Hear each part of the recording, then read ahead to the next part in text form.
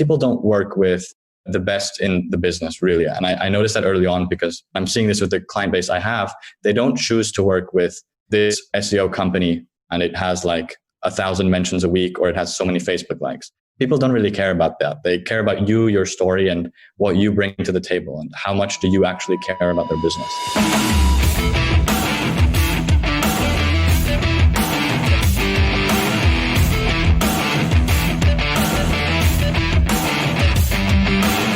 Welcome to episode 11, the final episode of season 8 of Live in the Feast. I'm Jason, aka Rez, helping you grow your business by having a conversation with someone who's been there, had success, and built a business designed around the life that they want to live. That's Live in the Feast. If this is your first time listening, hit that subscribe button so that you get notified every time a new episode drops. Live in the Feast is in your podcast app of choice. If you've heard the show before, leave us a review on Apple Podcasts or drop us a comment in Breaker or Castbox. Today's co-host is Alex Panagis. Alex is the founder of Scale Math, an SEO marketing agency with a bit of a twist. They're half agency and half marketing training and community. This actually is a trend that I've been seeing in the last 18 months or so, where agencies are building communities around their expertise. I think it's really smart. I asked Alex about this, and he shares why he's taken this approach a bit.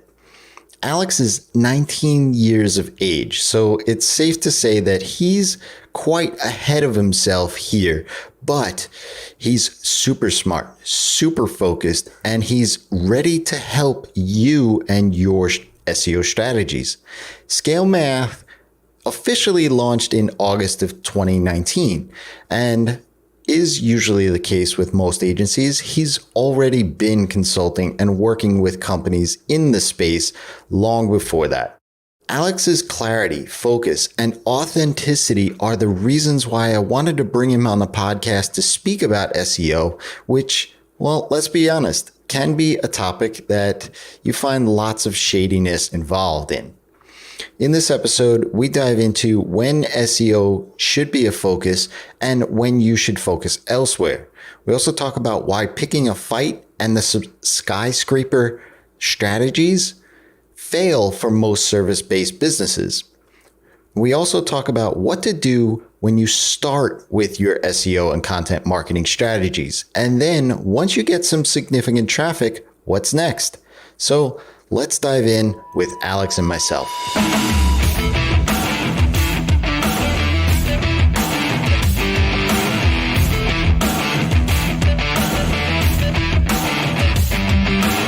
Hey Feasters, welcome to another episode of Live in the Feast. I am super excited to bring on the show today, Alex. Welcome, Alex.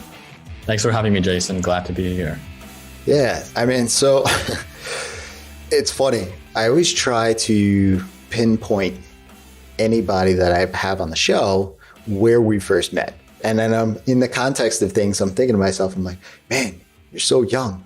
Like, technically, you could be my son, like in biology terms, like mindset, no way. But technically, right, the age is there. So first things first, why so young? Why did you jump into business right now? Yeah, that's a great question.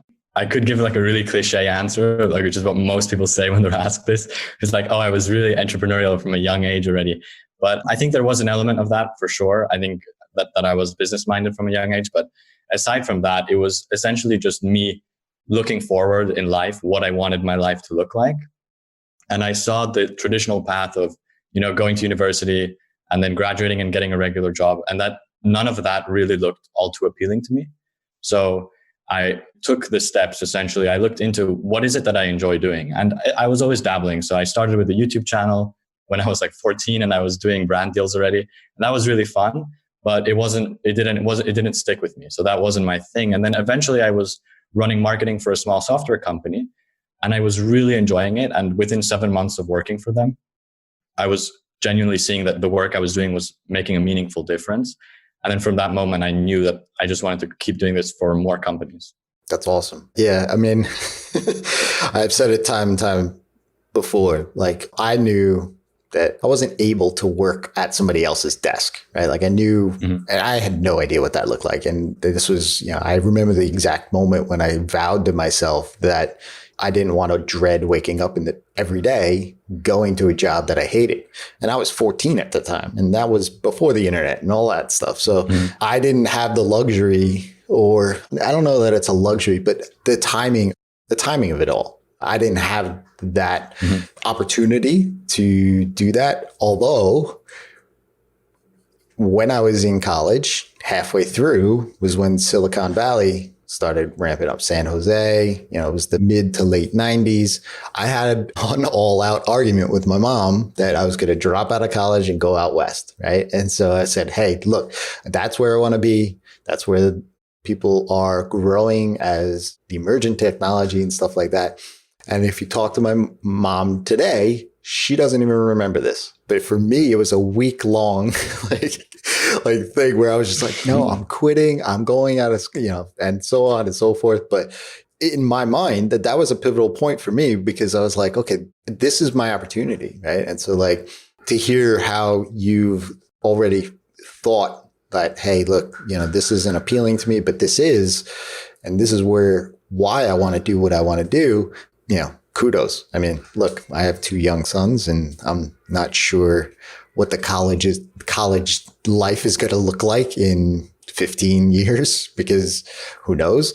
But yeah, I can't, and I've said this before to my wife, is that like, I can't say that I agree with the college life, like going that route, because there's nothing in it that I did in college that I'm doing today, right? Like nothing. And so I get it there. Yeah. So describe a little bit about what you were saying as far as making an impact for other businesses. What specifically are you doing, and what is it that you love about doing it? I think a common thing with freelancers is they start and then they look to get as many clients as possible. I really didn't start like that. And maybe it's because I really didn't need to I didn't need to hurry to get money or anything like that. So I started with one client. I started small, and I wanted to, before even approaching another client, like they were happy for those 7 months. But before going to get more work, I wanted to know that what I'm doing is having a result. So I can go to the approach potential clients with the result I got for them, and on paper show them like, this is how we did it, and we can do the same for you. So I did essentially, when I was helping them grow their business, started out and there wasn't much of a focus on SEO. But I quickly realized, I was like, if I want to help them grow something that is going to outperform just me every day working for them, so that is going to exponentially grow so that it can actually scale, I realized the only way to actually do that would be with SEO. So growing their organic search traffic with targeted posts that then helps them acquire customers. And that worked. So once I went through that process, I was like, okay, I've gone through this process once. Let me see if I can do it with another client. And then I was able to do it with another client. So it's like, okay, it's clearly I've validated the idea and the concept. So let me keep doing it. That's awesome. So now, how long have you been doing SEO? Not just with your current company now, but like even before that? Yeah. So ScaleMath was incorporated officially in August of 2019, but I was working, I think 1 or 2 years before that already, basically doing the same thing I'm doing now. For me, SEO has always been like this mystery box, right? But I've started to realize a little bit more about some of the, I'm a developer, so I understood the technical aspects of SEO, like how to use certain markup and things like that, right?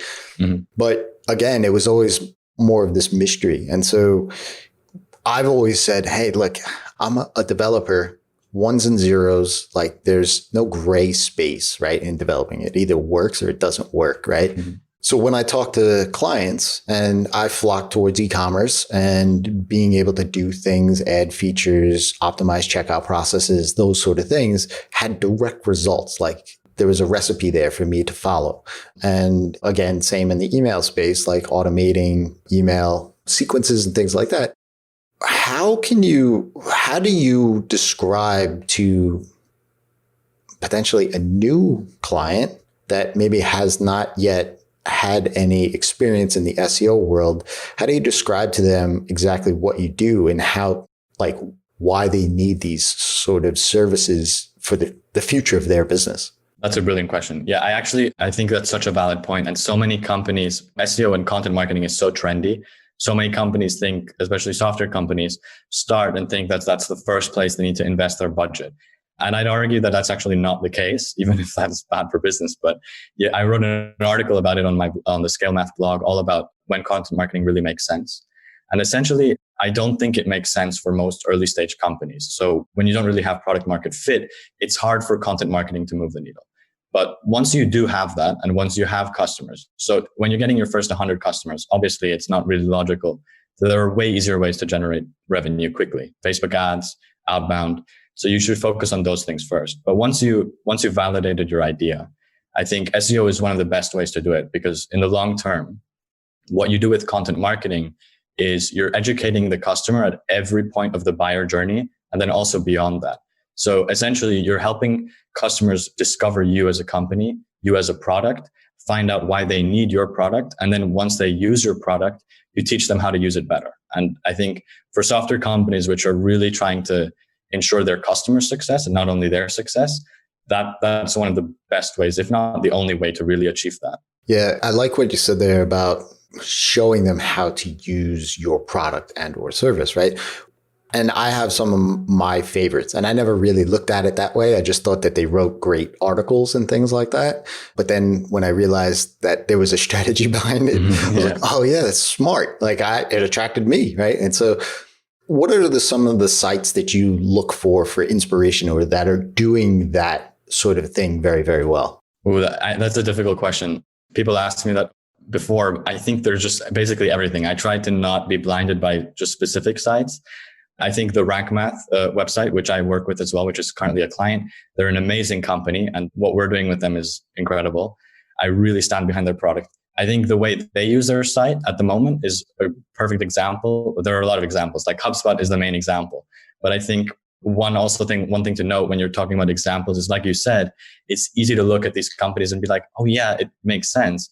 But then when you work with another software company, which isn't a HubSpot or an Intercom or a Slack, it's very easy to think, oh, let's just do something similar to what they're doing.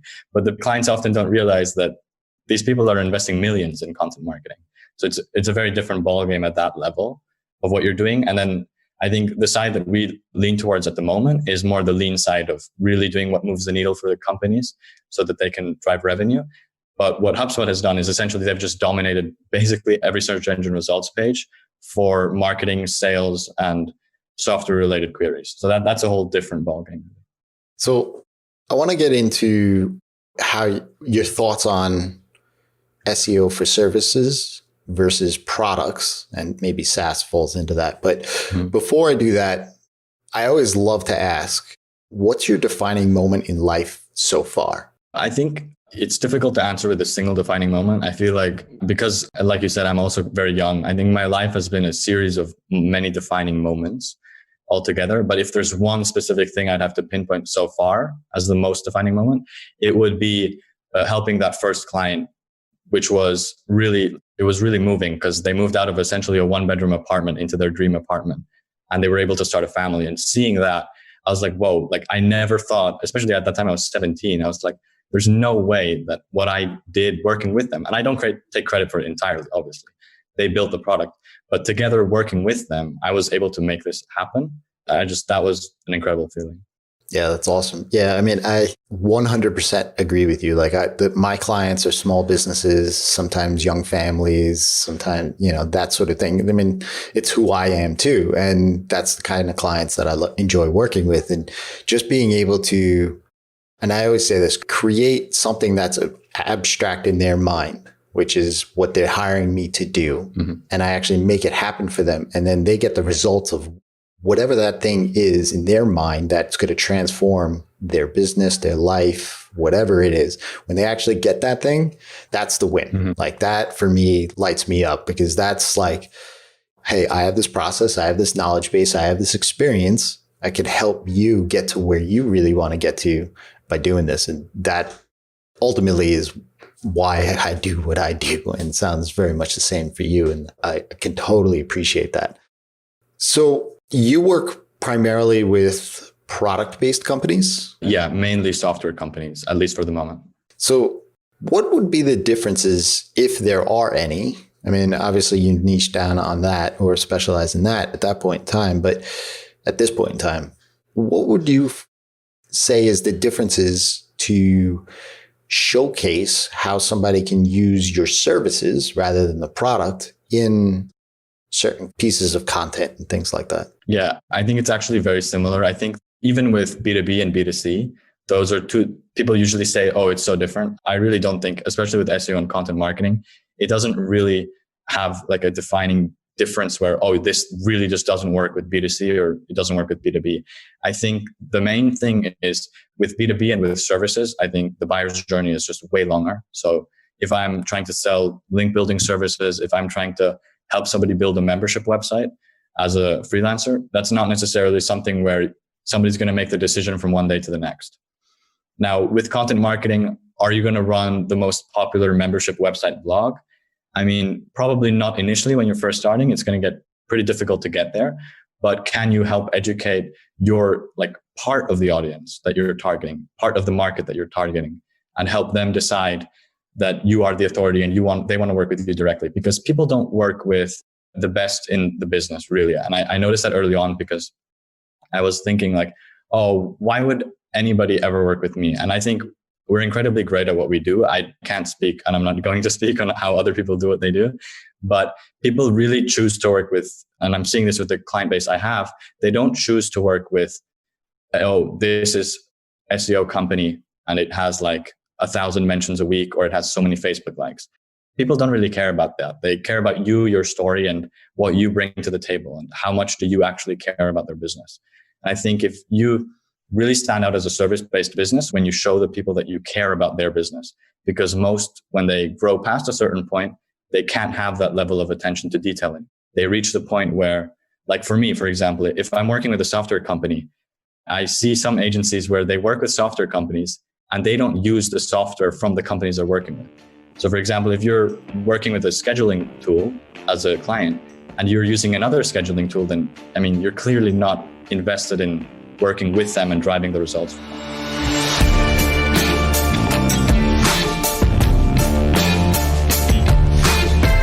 I nearly fell over when Alex stated this. Look, I was standing at the time. I have a standing desk, so I literally got weak in the knees.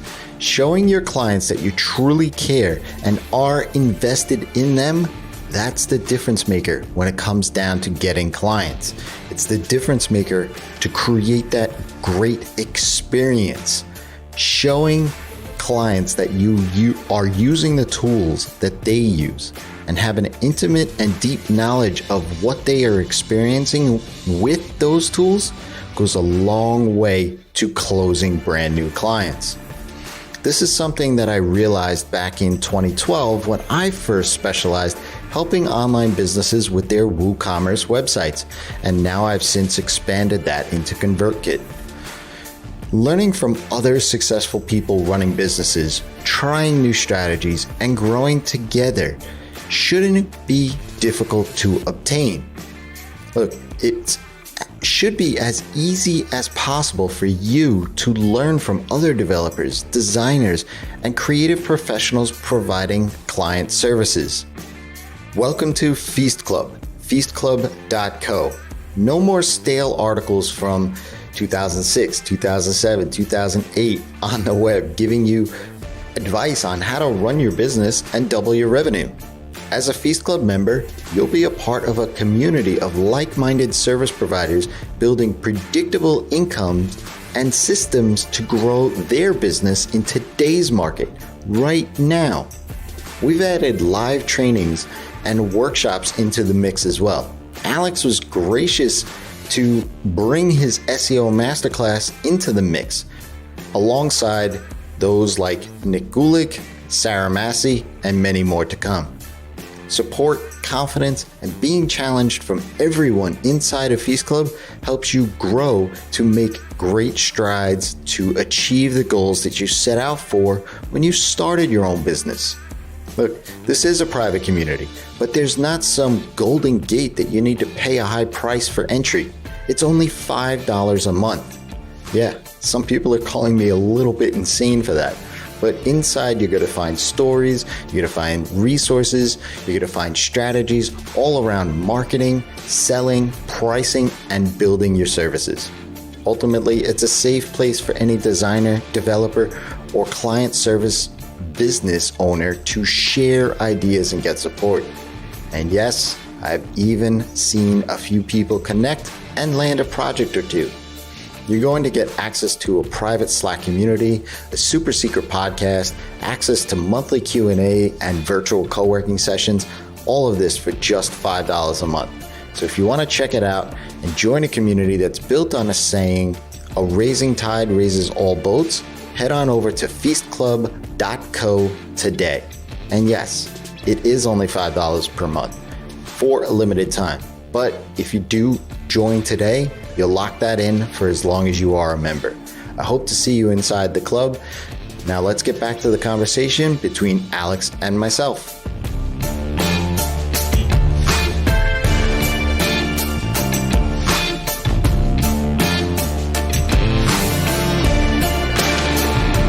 Yeah, I like that.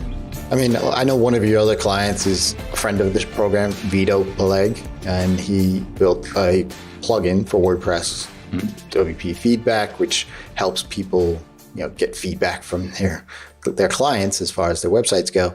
And he echoed something, and I can't remember if it was just in a conversation that we had or whether it was on the podcast itself. Yeah, he said something similar. It's like you're going to attract the kind of people that you want to work with, and being able to do that, you have to be willing to accept that, right? And so just putting yourself out there and saying, hey, this is who I am and this is what I believe in, plants that flag in the ground and says, hey, look, I'm here and I can do what you're asking me to do. I'm just like you. This is why I do these things. I use your products. I'm a big fan of you, what you stand for, your products, so on and so forth. And that also makes the client experience that much better because you're intimately knowledgeable in that space, right? And so echo your statement there as far as if you're using a product and you have a client that is a competitor of the product that you're using in competitor space, okay, I get it, why you're doing that. You might have to pay the bills, or you might have to pay salaries or something of that nature. But if you're small enough, go have conversations with people that you really enjoy like working with, right? Like I enjoy working with small online businesses, some coaches, some nonprofits, things like that. Those are the kind of people that I want to work for and work with and help drive their businesses and such. And, like you said, working with a smaller clientele, you don't need 1,000 clients every single month coming through your door. It affords you the ability to do that and really plant your flag and and then on your website, you sort of pick a fight too, right? Like you say like, hey, there's plenty of gurus out there, right? And so in a similar space too, where, there's plenty of people that say like, hey, you need email marketing, you need automation, you need Facebook ads, you need copywriting, you need all these things in order to be successful online. What does that mean? Right? Like successful online means what to you? Like, do you want the corner Manhattan office in a skyscraper somewhere? Or do you want to just be able to go play with your kids in the backyard, right? On a Tuesday afternoon. So success means what? Right. And so the pick a fight thing is kind of like, I don't know, for me, it's planting that flag. I'm curious how you've embraced that concept as well in your marketing. And do you encourage your own clients to also, quote unquote, pick a fight? I think, picking a fight or picking a side works incredibly well for marketing. I mean, we saw it with Basecamp's launch of Hey, the email client. Mm-hmm. Like Basecamp has picked, I think, like 20 fights over the last 5 years. Like one was against Slack, against group chat in general. It has worked unbelievably well for them.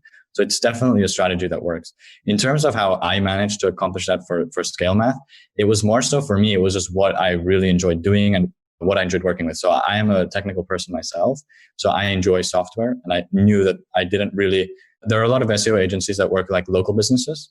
And if you like working with restaurants and stuff like that, and you like those like the clientele, then that can be an excellent industry to work with. But for me, that's just not, for some reason, I can't really pinpoint why exactly that's the case, but it just wasn't something that interested me. I mean, they've been picking fights. Basecamp has been picking fights like from the get-go, right? Like, yeah. I mean, that's how I found them, was a fight that they were picking. And I was working on a design agency where we were just doing meetings after meetings after meetings after meetings. And I'm like, there's got to be like, I can't get any work done. And I found I think it was at first their Getting Real book, which is like one of the things, but then, Rework was another book and stuff like that. And that's kind of how I came into their world. But I think also to that point, though, I think it has to be in your nature to do that. Like, and maybe I can't speak for Jason and David, but those two guys, it's also in their nature to kind of push against the grain a little bit, right? Like, you can't force that. I mean, you said like 20 times they've probably picked a fight over the past, 20 years, right? And so if that's the case, then there's at some point in time where like, that's just, that's who they are. That's, they kind of take a stance and they kind of push against the grain a little bit. Authenticity sometimes is one of those things for me in content marketing, tough, I guess, right? And what I mean by that is like, you could see what, you could put your keyword in, see what comes up in the results and things like that. And you say, okay, well, I got to create articles like that because that's what's working, obviously. And so sometimes that could kind of come off as disingenuous, right? Like, or clickbaity or whatever, just because you're trying to rank higher than, you're trying to get to number one, just like everybody else. What are your thoughts around that sort of tactic for content marketing? Are you, like, I think they call it the skyscraper tactic or whatever, right? Like, hey, if there's, the top 10 this, I'm going to write the top 20 this, right? And just try to get that in. Is that something that you use, or I'm curious your thoughts on that? Yeah, I mean, I'm so glad you brought that up. I mean, let's be honest, like you said, most content is written like that. People look at the search term or terms that they're trying to target, and they look at the search engine results page, the top 1 of 5 or 1 to 10 ranking posts. And essentially all they do is they compile some of the ideas that all of the articles have in common. And then they also add their personal favorites. And then at the end, they rewrite it in their own personal writing style, which is arguably going to be better than the rest. And I think, like you said, the best case result when you do something like this with this method is a marginally better article. And at the end of the day, I don't want to hate on the tactic. I think it definitely works and there is merit in doing that. It creates rankable content. But I think what people often forget is that ranking is the first part of the equation. So if you write content like that, sure, you're going to rank. You might get the click from the searcher if you've built trust and people trust to click on your website. But beyond that, what happens when somebody reads your content? Are they ever going to remember it, or are they just going to end up clicking away and because it was just a surface level article? And I think that's the part of the equation that a lot of businesses never consider. And the reason that is because most articles, they don't write to the expert level of the reader. So they don't write to the knowledge level of the reader. So if you want to create an article that truly impresses you, for example, about what you're into with email marketing, would I be able to write an article like that myself in an hour? No. Would I be able to Google email marketing and analyze the search engine results page and compile an article with my ideas in an hour? Yes. Would that article rank if I built enough links? Theoretically, yeah, it could rank. But when you read that, you're going to read that and you're just going to be like, yeah, okay, this is a good clickbaity article and it covers some of the basic concepts, but it's not really an article that has any merit to it in terms of content. And correct me if I'm wrong here. What you're suggesting is really just write articles based on, one, your expertise, but two, what the searcher is actually looking for. Yeah, I think not doing that is really difficult. And I think that there is a way of turning it around, which is before writing your next article, don't head to Google and don't type in what you're looking for. I always start on a blank slate and I make a note of if I'm the person. So usually when you write an article, you know at least one person that you're targeting. So if like the article I wrote about when content marketing makes sense, this is targeting a COO of a SaaS company that's maybe doing $1 million a year. So I put myself in the shoes of this person that's going to read the article.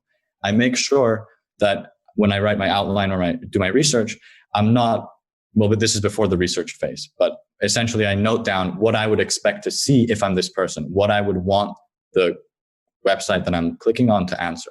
And then when you're in the research phase and you've written an article, beyond that, you need to go through your article and look through, are you answering any questions that are so blatantly obvious? I think this is the biggest one you'll see. When you Google something like email marketing, I can almost guarantee, I don't know, but you'll click one of the top ranking articles and it will say, email marketing is important in 2020, which is, I mean, the most obvious, like, no, obviously, yeah, I Googled email marketing. I know it's important. And they just make surface level statements like this, which don't really speak to the reader that you want to impress when they're reading the article. And you can't really know who is going to be reading your article, but especially in B2B companies and service companies, you know your ideal client or the type of client you want to find. So I think writing to match that level of expertise, if not exceed it, is the only way to create something that is actually going to be memorable and then impress them to the point where they reach out or to the point where they subscribe and then eventually convert to a customer. Yeah, I think that makes a ton of sense. So how do you validate an idea for an article, right? So you said that, look, start with a blank slate. Don't go to Google first, right? Don't search your idea. Mm-hmm. So how would you say, okay, as a service provider, let's say, whether it's developer, designer, so on and so forth, how do I know what to write? Okay. Yeah. Great question. So it's a little bit different for what I do because I run an agency and we work with clients. So when you look at an example like Signal versus Noise is Basecamp's blog, because we brought them up earlier already, is a great example. They write stuff that they only write stuff that they truly believe in, regardless of whether there's really search volume behind it. But especially when you're starting out and you want to only invest time in what works, and when you're an agency and you need to prove that what you're doing is actually moving the needle for clients quickly for them to continue working with you, we base a lot of it around search volume. So is there search volume there for it? And then also search intent. So we usually start with the keywords that have a higher chance of converting into a customer. And then we work our way down the funnel, which is not the funnel, sorry, down the buyer's journey. So you start with a keyword, which is when the person is really close to actually making a purchase. And then you move up to the one where you're educating them about what it is, why you're building this software solution, or why you're offering this service. And then through that, they eventually convert into a customer. Yeah, I like that. Start with the end, right? Mm-hmm. I mean, that's something that I've always, anytime I try to validate a new service that I'm going to offer, like, okay, well, I've done this for this customer. Why did I do that? What did I answer? What did I solve? What challenges? What were their results? And then work backwards, go all the way back up the chain that way. Mm-hmm. I think that makes a ton of sense. And for me, just even like I was saying before, SEO still for me is like one of these like black boxes. There's so much data that you can gather from it, like Google Analytics and all these other tools that are out there.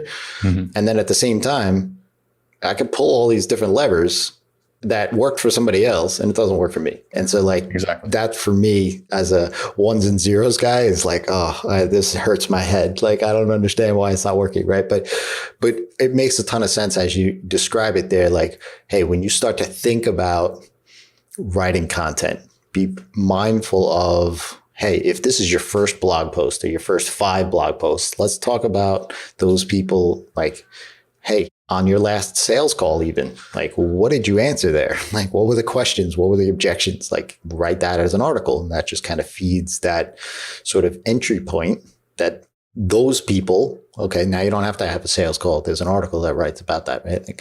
I think that's super smart. One question that I do have, and this goes around those tools, right? Like, obviously Google doesn't tell us exactly how things rank, right? They give us these ideas. They give us these long things and the algorithm shifts and changes and things like that. And they say, hey, this is a ranking factor. Mobile is now, first and all these other things, right?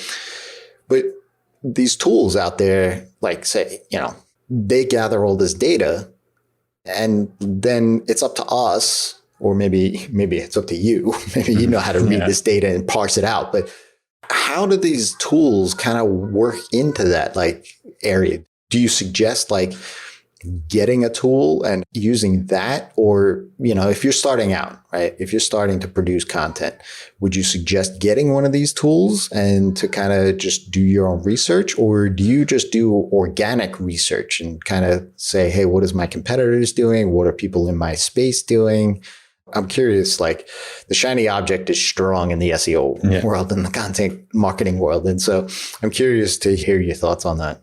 Yeah, I mean, I think starting out, I'm assuming you're referring to tools like Ahrefs, SEMrush, and all of this. I think starting out, these tools are extremely expensive for people, especially independent service providers, to just say, oh yeah, I'm going to justify this investment when they haven't proven that content marketing is an acquisition channel for their business. I think I wouldn't recommend spending money on those tools to begin with. And neither do they, ironically, because it's more to the point when you're doing this and you're trying to focus your efforts. I think that's when you reach that point.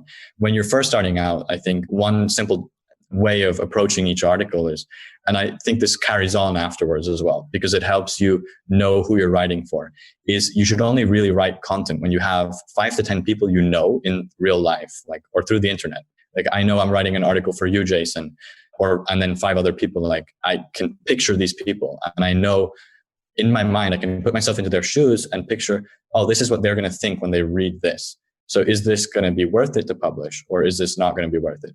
I think in terms of driving search traffic, though, there are other ways to see, other free tools that let you see how much search traffic, search volume there is for keywords, which are great. But no, I wouldn't recommend initially. It's not necessary. Yeah, Ahrefs is one of those blogs that I always enjoyed. Like they give you like 75% of the article is like awesome. This is what we do. This is how you do it and all that stuff. And then the 25% is this is how you do it in our product. Right. And so like that was always for me like a smart way. We were like, hey, we're showcasing you. You don't have to do that. We still give you the value. But if you're interested, here's this thing. And I've run free trial with them. They ran some promotion where you got the account for free for a while. And so I dug into the tool for like a week, 2 weeks at a time. And I'm like, oh my head hurts. Like all of this data, like trying to analyze that sort of thing. I mean, that's one of the things for me is like, and maybe that's why it's such a mystery to me because I'm not in there all the time. Obviously, you have a process that works. I mean, you can rinse and repeat and you kind of, like, as you said, like, hey, I did it for this one and then I did it for the second one. And I was like, hey, this is what I want to do because I can replicate this over and over again. So when you think about moving like into the future for content marketing, let's say you have plenty of articles out there, you're starting to gain some traction, that sort of a thing.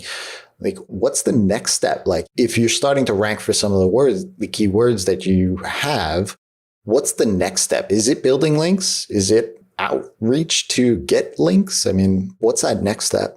I mean, a great question. I think, are you referring to once you already have like significant search traffic, like let's say 100,000 visitors a month or 100,000 visitors a year? Yes. I think there is always a next step. And I think in content marketing, especially, the key to moving, because people don't make a purchase when they first find your content. So I think the one way, once you have the discovery and you have the money, because once you're generating that much traffic, the chances are you are converting at least some of it. If not, then likely have some other underlying issue. But especially for software companies, you should be converting quite a lot of that. And at that point, I think the key is to then invest in brand and design, because I think that's really the future of SEO. Because when people search for example, they search for how to optimize my WordPress website and they search for Keensta. So they don't Google optimize WordPress website. They Google Keensta speed up WordPress and they go to that guide. I think that's when you've truly won search because people remember you for your detailed content. And I think that's where you want to be as a company. You want to be the company where people come to you for advice. So that's what I would invest in if I'm a company. And that's what I encourage all of our clients to invest in as well. Once you can, be the best out there. Like focus on improving your product, focus on improving your website so people are more likely to be impressed and pleased when they visit it. And then because the user experience is excellent. And I think that's where you really win. Yeah, no, it makes sense. So I know you have a community and it's invite only at the time of this recording anyway. Can you just describe a little bit more of like what's behind the scenes there? Like what do people in that community get? Yeah. So part of what I want to do is because, like you said, my goal with Scale Math on the agency side of things hasn't been to work with like 100 or 200 clients. I don't want to reach that stage, at least not with this service offering I have now. So I decided I still want to help more people. So instead of approaching the companies that want services directly, I want to be able to help people and help people make connections in the industry as well and get answers. So I've created a community where people can come get help, as well as I'm essentially sharing behind the scenes of the thought process. A lot of what we've covered here as well, like how we approach writing a new article, how we approach qualifying keywords before we start writing an article, essentially opening the book on what the process is for clients so people can replicate that for themselves in their own business. Sounds like a community that I need to be in. Just as far as all of that goes. I mean, I love podcasting. Writing is not a strong suit of mine. I'd much rather pull up a microphone and have a conversation. But in the context of the podcast, there's always the post, there's the show notes, there's the resources and things like that. And so I know for a fact, whether it's my services side or even the coaching and the helping other freelancers build that recurring revenue, podcasts, anytime I ask a brand new customer, where'd you hear from me? Over 3/4 of them say, I heard you on a podcast, whether it was my own or somebody else's. And so I know that in and of itself was out there. I didn't reach out to them to get them. They found the podcast, whatever. That for me is now basically the next 6 months is going to be a big focus for me to enhance and learn a little bit more about SEO, how I can leverage the podcasts for more organic traffic, targeted keywords, and sort of all of that stuff. So that's why I love the fact that you're on here right now, because for me, I set out for the week, let's say, I'm like, okay, I'm going to do this, this, and this. And then by like Wednesday, I'm like, okay, I'm just in a rabbit hole of, I don't know what, like I need to do all of these things and pull all these levers and all that other stuff. But I just really need to start, right? Like I've never put SEO as like foot forward, right? Like I never thought about anytime show notes go up there, they just go up there. Like I'm like, here, this is what somebody's going to read. This is the title. This is the things. Never thought about keywords that I'm trying to target for. Obviously, it's going to be the name of the guest or something like that. But sometimes it's not, right? And so there's other things where I talk about where it's a solo show. And so I can see in the analytics, certain podcasts rank. And obviously, if they get a rank for the person's name, but then other topics. And so for me, it's always interesting. I'm like, oh, yeah, they didn't even try that. That's cool, right? So like putting that best foot forward, what would you say for somebody that does, like myself, have content that could be ranking? What's that next step to optimize that? Yeah, I mean, with podcasts, like you said, there are a lot of ways to do it. I think the way you do it works well. So podcasts will mostly rank for the title, the name of the person. So that's the first thing. But then beyond that, you can turn the content of your interview into a post.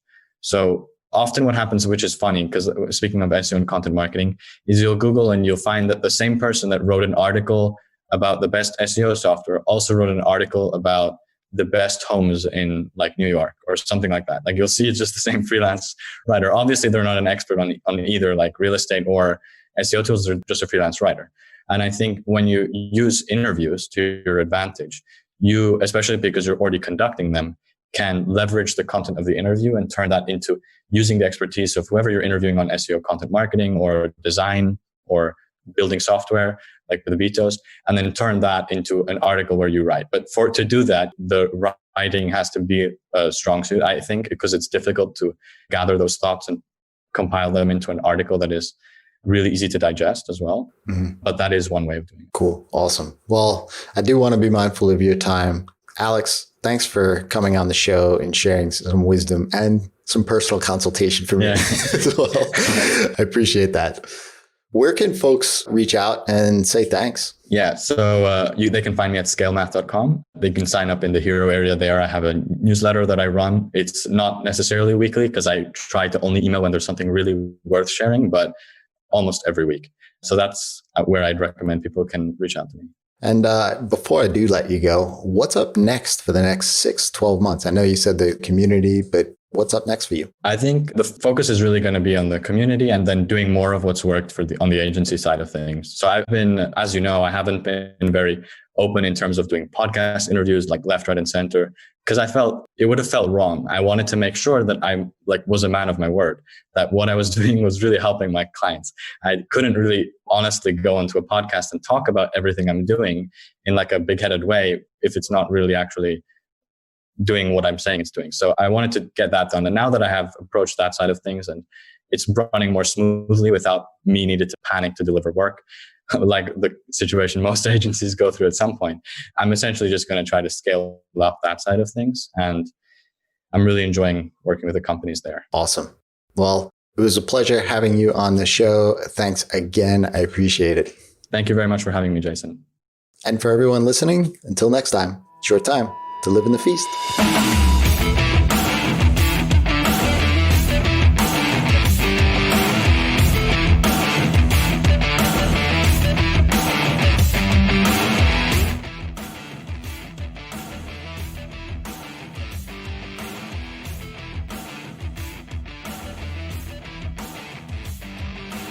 In the podcast app of your choice, presumably it is this one, why not go ahead and drop a comment or a review, whatever method of communication that your podcast app is doing.